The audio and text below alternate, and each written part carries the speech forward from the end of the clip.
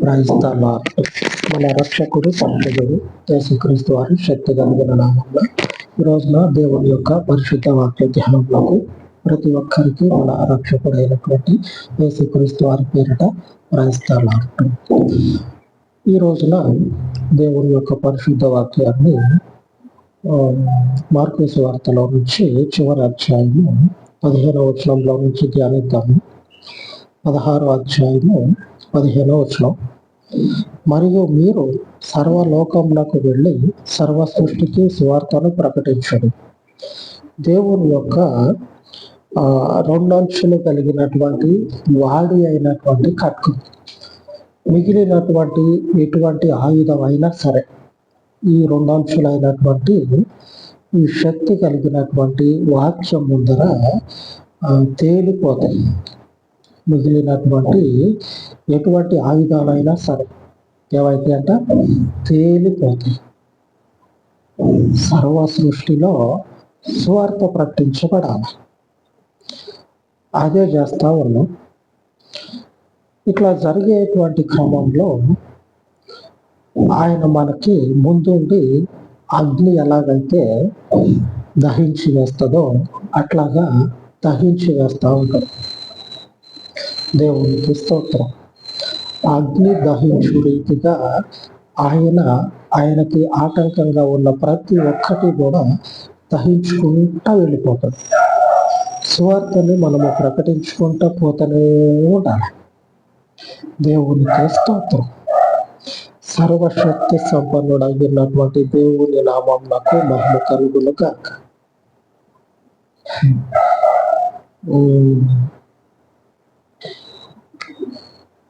నిన్న ఒక దర్శనం దేవుడు చూపించాడు. దర్శనాన్ని నేను ప్రిపేర్ కాలే. ఎప్పుడైనా సరే ముందుగానే రాసి పెట్టుకోవాలి, దాన్ని చూసి చెప్పే అంత ఇప్పటిదాకా లేదు దేవుని కృపను బట్టి. ఇప్పుడు చెప్పే వాక్యం కూడా నేను కూర్చున్న ఒక 10 నిమిషాల ముందు దేవుని నడిపింపును బట్టి చూసుకోవటం. నేను ఒక దర్శనం వస్తే చెబుదామని అనుకోలే, కానీ ఎందుకో చెప్పాలనిపిస్తూ ఉంది.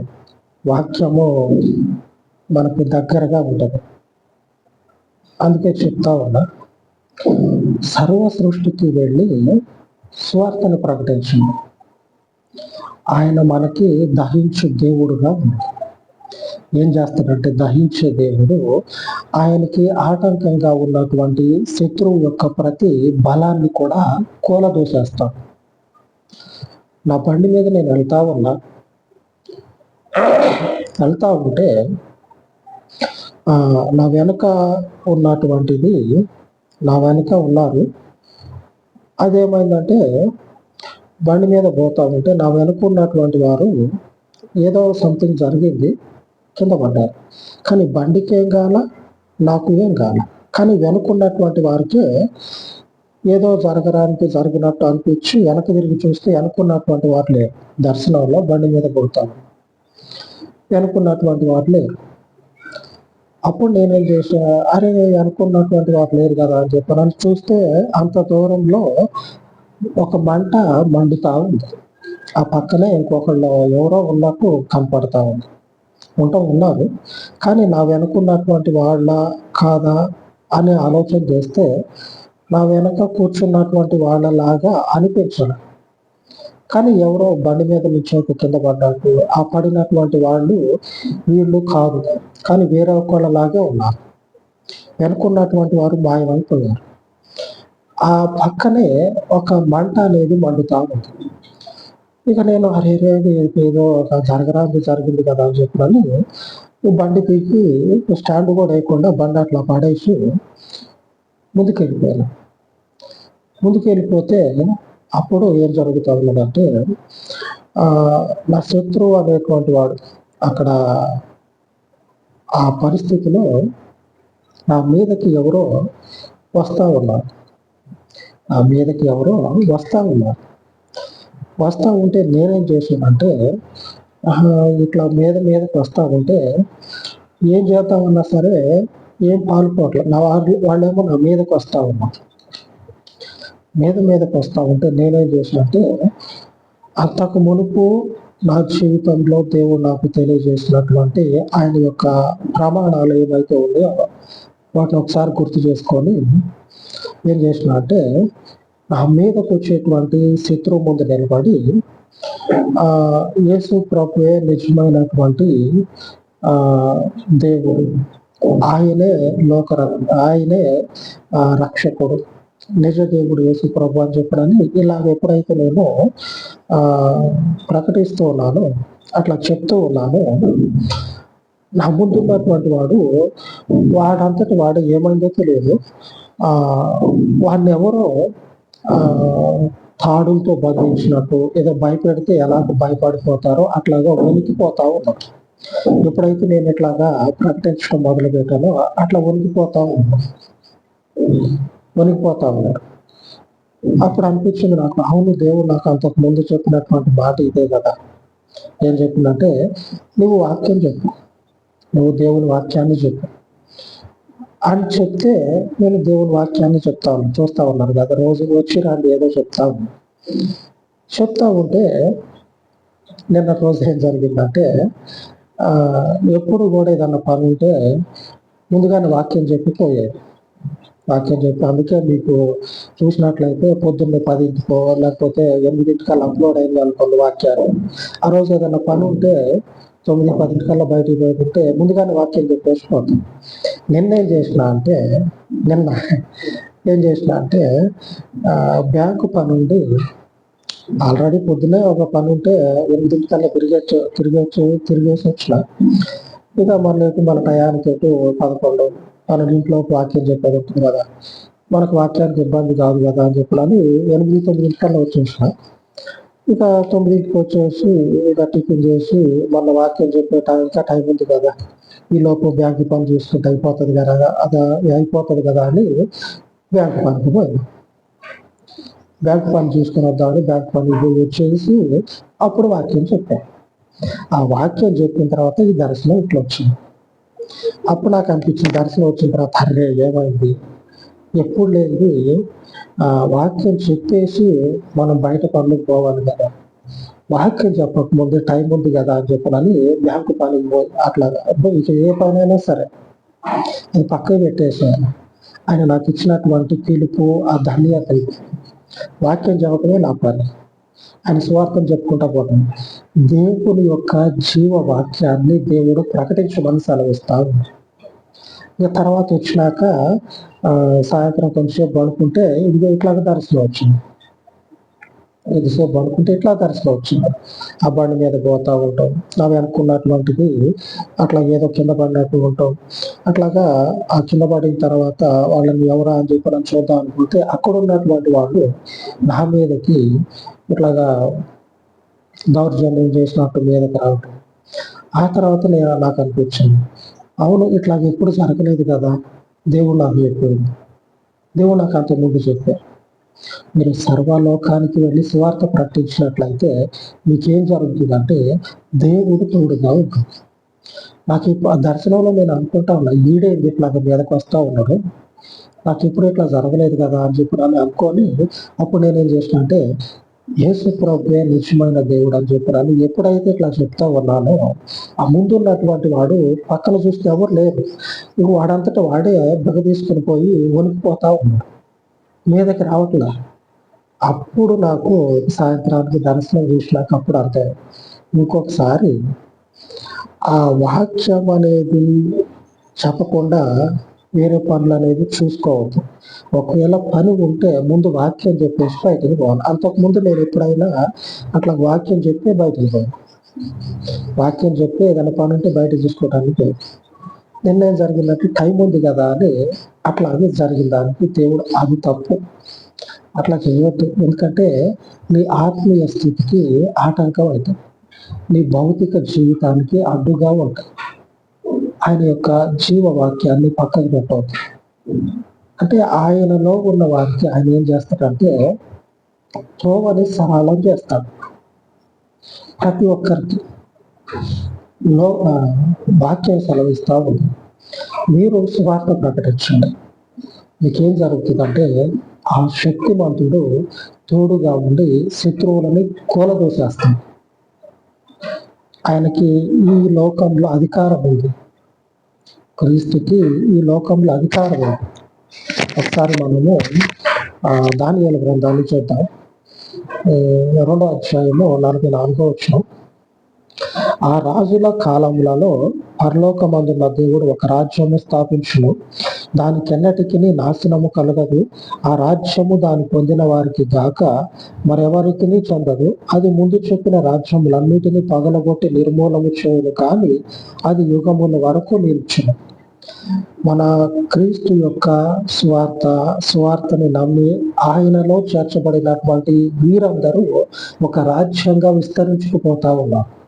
అనగా ఈ క్రైస్తవ జనాభా అంతా కూడా దేవునికి పరిశుద్ధ రాజ్యంగా ఏర్పాటై ఉన్నారు. ఈ ఏర్పడినటువంటి ఈ పరిశుద్ధ రాజ్యము ముందు ఏది కూడా నిలబడదు. ఆ విషయమే లేఖనము రూఢీపరుస్తా ఉంది. అదేం చేస్తుందంటే, ముందు చెప్పినటువంటి రాజ్యాలు ఉన్నాయి కదా, వాటిని అన్నిటినీ నిర్మూలన చేసి ఈ క్రీస్తు రాజ్యము ఎన్నటికీ నిలబడి ఉంటుంది. అందుకే మన ముందు ఉన్నటువంటి పరిస్థితులను బట్టి కానీ, లేకపోతే బలహీనతలను బట్టి కానీ మనం వెనుకడుగు వేయొద్దు. ఎందుకంటే ఆయన వారిని నశింపజేసి కూలదోసేస్తుంది. రాజ్యం ఆయనది, మనం ఆయన ప్రజలు. ఆయనకి భూమి మీద అధికారం ఉంది. ఇదిగో ఆయన ఏం చేస్తా ఉన్నాడంటే, ఈ లోకపు రాజ్యాలని కూలదోసేస్తాడు. ఈ లోకపు రాజ్యాలన్నిటిని కూడా నిర్మూలన చేసేస్తాడు. మనకి ఈ రోజున దేవుని వాగ్దానము ప్రమాణం చేస్తా ఉంది. ఈరోజు దేవుని యొక్క పరిశుద్ధ వాగ్దానము ద్వితీయోపదేశకాండము 9వ అధ్యాయము 3వ వచనం. ఆయన వారిని నశింపజేసి నీ ఎదుట వారిని కూలద్రోయడు. ఆయన ఏం చేస్తాడంటే, మీకు శత్రువులు ఉన్నారు చూడండి, అంధకారంలో ఉన్నటువంటి కనపడనటువంటి దయ్యాలు కాదు, ఆకాశంలో తిరిగేటువంటి శక్తుల యొక్క సమూహం కాదు. మన ముందు మనకులాగే బతుకుతా మన మీద పళ్ళు కొరికేటువంటి వాళ్ళు ఉంటారు చూడండి, వారిని ఆయన ఏం చేస్తారంటే కూలదోసేస్తాడు. ఆమె దేవుని నామానికి సమస్త మహిమ కలుగును గాక. ఆయన వారిని నశింపజేసి నీ ఎదుట వారిని కూలద్రోయి. మన ప్రభు ఏం చేస్తాడంటే, మన ఎదుట ఉన్నటువంటి శత్రువులని నశింపజేసి కూలదోసేస్తాం. ఆ అధికారము క్రీస్తు కలిగి ఉన్నాడు. ఈ రోజున ఆయన ఎప్పుడైతే రక్తాన్ని చిందించి ఆ పరిశుద్ధ రక్తంలోనికి అనేకులను చేర్చుకుంటా ఉన్నాడో, చేర్చుకొనబడినటువంటి వీరందరూ కూడా, చేర్చబడ్డటువంటి వీరందరూ కూడా ఒకనొక పరిశుద్ధ రాజ్యంగా స్థాపించబడ్డారు. ఈ స్థాపించబడినటువంటి ఈ ప్రజల ముందు ఇంతకు మునుపు, ఇప్పుడు, ఇక ముందు కూడా ప్రభుత్వాలు ఏర్పడతాయి కదా, భౌతిక పరమైనటువంటి ప్రభుత్వాలు, ఈ లోక రాజ్యాలు, ఇప్పుడున్నటువంటి ప్రభుత్వాలు. ఈ ప్రభుత్వాల్లో నుంచి మీకు ఎవరైతే ఆటంకంగా ఉంటారో వారిని ఆయన ఏం చేస్తాడంటే నశింపజేసి వారిని కూలదోసేస్తాడు. మన దేవునికి రాజ్యం అనుగ్రహించబడ్డది, ఘనత అనుగ్రహించబడ్డది, శక్తి అనుగ్రహించబడ్డది. ఈ భూమి మీద ఆయన సర్వాధిపత్యాన్ని కలిగి ఉన్నారు. ఎందుకంటే ఆయన రక్తము చిందించి అనేకుల పక్షంగా దేవుని సంకల్పాన్ని బట్టి నిలిచి ఉన్నాడు. దేవుడు క్రీస్తుకి రాజ్యాన్ని అప్పచెప్పాడు. ఆయన సన్నిధికి మనల్ని నడిపించడం ద్వారా మనము ఒక పరిశుద్ధ రాజ్యంగా ఏర్పాటై ఉన్నాం. ఈ రోజున ఏర్పాటైనటువంటి మన ముందు ఏం జరుగుతుందంటే, మొదటి నుంచి మనం చదువుకుంటా వచ్చినాం కదా, సర్వలోకంలో మనము సువార్త ప్రకటిస్తా ఉన్నప్పుడు ఈ పరిశుద్ధ జనాంగముగా మనము నిలబడి ఈ పరిశుద్ధ జనాంగంగానే మనము కొనసాగాల. ఆమె ఈ పరిశుద్ధ జనాంగంగానే మనము కొనసాగాలి. ఇట్లాగా కొనసాగుతూ ఉన్నట్లయితే ఏం జరుగుతుందంటే, మీ ముందు ఉన్నటువంటి శత్రువులని ఆయన వారిని నశింపజేసి కూలదోసేస్తాడు. వారిని నిలబడకుండా ఈ లోకపు అధికారం అంతటిని కూడా ఆయన కొట్టేస్తాడు. అంతటి శక్తి సంపన్నుడైనటువంటి దేవునికి మహిమ కలిగినట్లుగా మన జీవితాలను ఆయనలో స్థాపించుకొని ఆయనలో మనము స్థిరపడతాం. ఎందుకంటే ఆయన రాజ్యము శాశ్వత రాజ్యం, దానికన్నిటికీ కూడా నాశనం అనేది ఉండదు. అంటే ఆ ఏర్పాటైనటువంటి క్రీస్తు రాజ్యము ఎన్నడూ నశించదు. మిగిలినటువంటి ఇప్పుడు మనం చూస్తున్నటువంటి ప్రభుత్వాలు, రాజ్యాలు ఉన్నాయి కదా, శ్రీకృష్ణదేవరాయలు అని చెప్పని అనుకున్నాం, మనుషుల ద్వారా ఏర్పాటైనటువంటి రాజ్యాలు. అలాగనే అలెగ్జాండర్ అని, ఇంకా వెనుకటి కాలంలో ఉన్నటువంటి రాజులు ఉన్నారు కదా, ఒకళ్ళేమిటి అంతా వాళ్ళ రాజ్యాలన్నీ కూడా గతించిపోయింది. ఇప్పుడున్నటువంటి ఈ రాజ్యాలు కూడా రోజులు సంవత్సరాలు గడిచిన కొలది గతించిపోతుంది. కానీ క్రీస్తు రాజ్యం ఏమవుతుందంటే ఎప్పటికీ నిలిచి ఉండాలి. ఈ క్రీస్తు రాజ్యము ఈ మిగిలినటువంటి రాజ్యాలన్నిటిని అనగా ఈ క్రీస్తుకి ఆటంకంగా ఉన్నటువంటి ప్రతి మనుషుల్ని కూడా ఏం చేస్తుందంటే నశింపజేసి కూలదోసేస్తాడు. ఆయనకు ఎదురు నిలబడతాయి. ఆయనకు ఎదురు నిలబడతాయి. ఏ రాజ్యము కూడా ఏ మనుషుడు కూడా నిలబడలేరు. ఆ సర్వోన్నతుడైన దేవునికి అలాగే ప్రార్థించుకుంటాం. మహోన్నతుడా, కృప కలిగిన తండ్రి, ఈ ఉదయకాలం మందు మీ పరిశుద్ధ పాదముల యొద్ద ప్రార్థిస్తుంది కదా.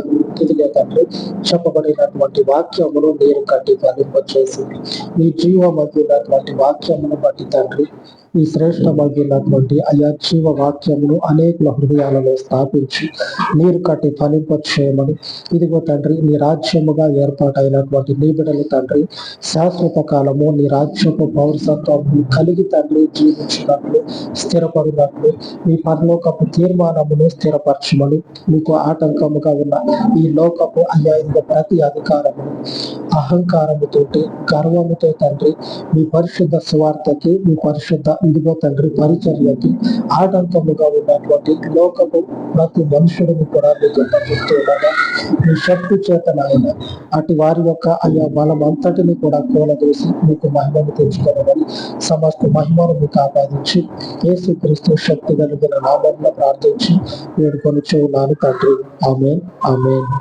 సర్వోన్నతుడైన మన దేవుని కృప నిత్యము మనకు తోడై నడిపించును గాక. ఆమేన్, ఆమేన్.